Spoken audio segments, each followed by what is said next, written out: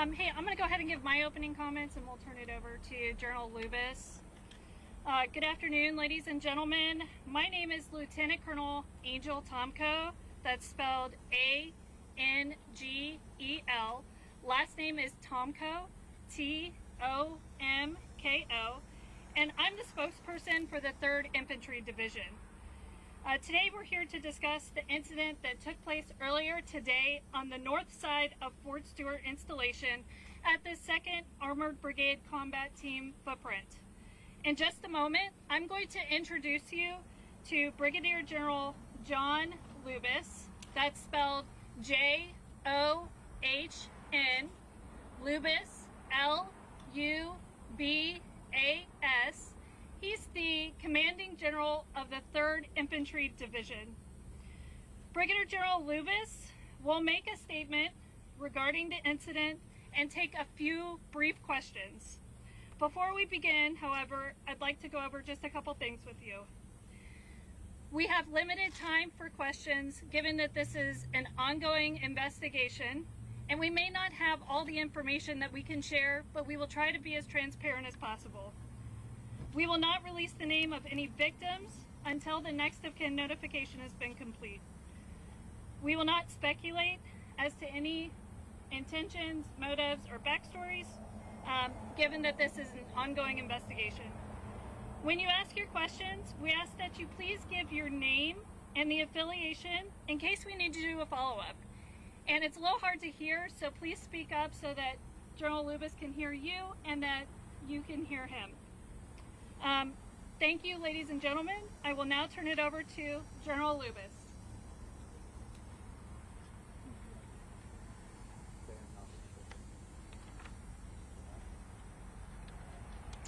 Good afternoon, ladies and gentlemen, and thank you for joining us. This morning, shortly before 11 o'clock, an active duty soldier assigned to Fort Stewart, Georgia, shot and wounded 5 of his fellow soldiers here on Fort Stewart. Thankfully, all are in stable condition and all are expected to recover. The alleged shooter is in custody. We have reestablished security. I have lifted all lockdown measures on Fort Stewart, and there is currently no threat to the local community. I'd like to recognize and thank our Army law enforcement and medical personnel and our partners from local, state, and federal law enforcement and emergency services for their quick response and support. I would also like to thank the brave soldiers who immediately intervened and subdued the shooter. These soldiers, without a doubt, prevented further casualties. Our wounded soldiers were initially evacuated to Wynn Army Community Hospital right here on Fort Stewart. All arrived in stable condition, and 3 of the 5 required surgical intervention. 2 have been transported to Memorial Hospital in Savannah, Georgia for additional care. We have identified the alleged shooter as Sergeant Cornelius Radford, an automated logistics sergeant assigned to 2nd Brigade Combat Team. Sergeant Radford has not previously deployed to combat. Sergeant Radford has been interviewed by the Army Criminal Investigation Division and is currently in pretrial confinement, awaiting a charging decision by the Office of the Special Trial Counsel. Right now, our primary focus is first on caring for our injured soldiers and their families, and also supporting the soldiers of the Spartan Brigade. All of the families of the victims have been notified, and we're wrapping our arms around them and ensuring we provide them all the support that we can. Before I take questions, I want to remind you that this is an ongoing investigation and we're still gathering questions. And ladies and gentlemen, I'll now take your questions. General Lewis with the Instructional News. Can you give us what unit he was assigned to and how long he served in the Army, if you didn't mention that? Yeah, he is assigned to one of our sustainment units here in 2nd Brigade Combat Team at Fort Stewart, and I will have to confirm how long he served with us. Yes, sir. Sergeant Russ Bynum with the Associated Press. As best you can, knowing it's so early, can you walk us through where this happened, what happened in the shooting, and were the victims subordinates of the sergeants, or were they people over him in rank? Yeah, right now it's premature, and we're gathering a lot of the information. What we know is this soldier, the shooting occurred at the soldier's place of work. It did involve his co-workers. We're still not certain about the motivations, but again, he's been interviewed, by Army investigators, and we believe we'll gain more information here shortly. We've heard that the shooter. Yes, ma'am. WSAB, do you know if this was any kind of training exercise, or were they cleaning any weapons, anything that you know so far? No, ma'am. We don't have any reason to believe it had anything to do with a training event. Other than that, I can't state the motivations for this soldier. We've heard that the shooter may have been from Jacksonville, Florida. Are you able to confirm that? We also heard that he had maybe been arrested for a DUI recently.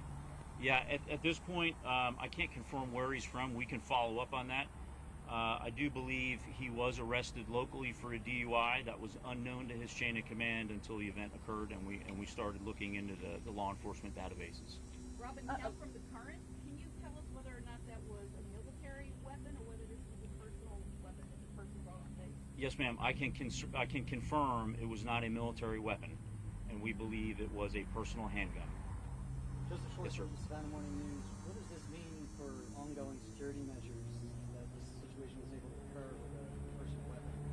Yeah, I'm very confident in the security of this installation. We've got a great partnership with local law enforcement. As you can see here at our gates, we have armed guards in protective equipment.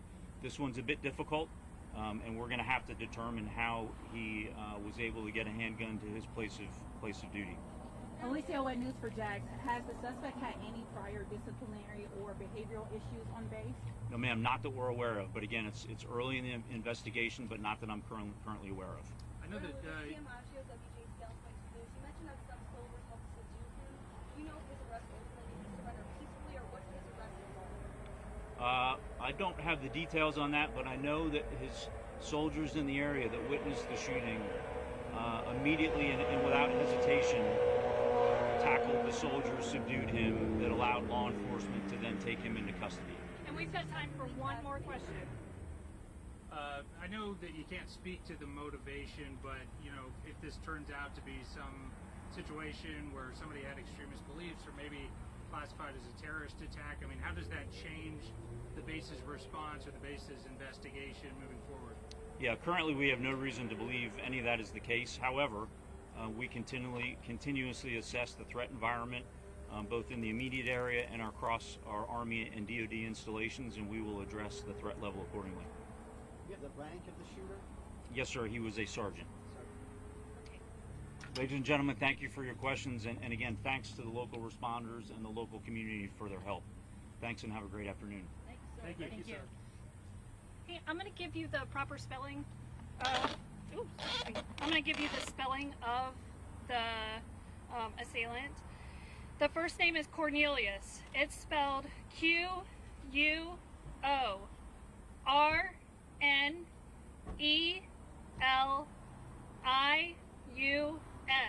Last name is Radford. R-A-D-F-O-R-D. Radford. He's 28 years old. And there was some mention he was second logistics. I didn't get all of that. Yeah, so he is a automated logistics sergeant. A 92